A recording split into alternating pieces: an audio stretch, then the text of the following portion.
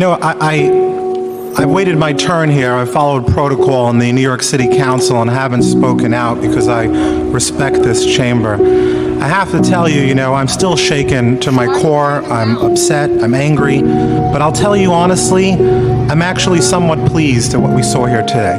If you're wondering why I'm saying that, is because for the last few weeks, we've heard from people who said, oh, we don't dislike Jews. We only dislike the state of Israel.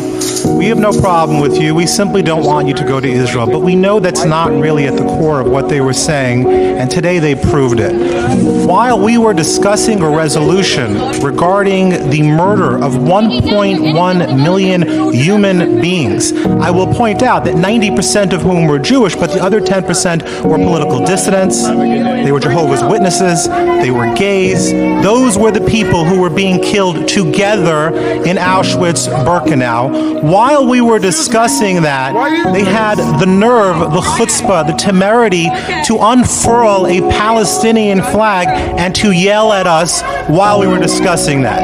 And so the reason I'm pleased is because we can stop pretending that this is about Israel when the reality is that every Middle Eastern country that is in existence today is not democratic and persecutes people of other faiths and persecutes gays and persecutes people who disagree with them and persecutes people on Twitter and persecutes women who drive, except for one country, which is the state of Israel. And so what you saw here today was naked, blind anti-Semitism. That's what you saw, and that's what you watched, and that's what you witnessed.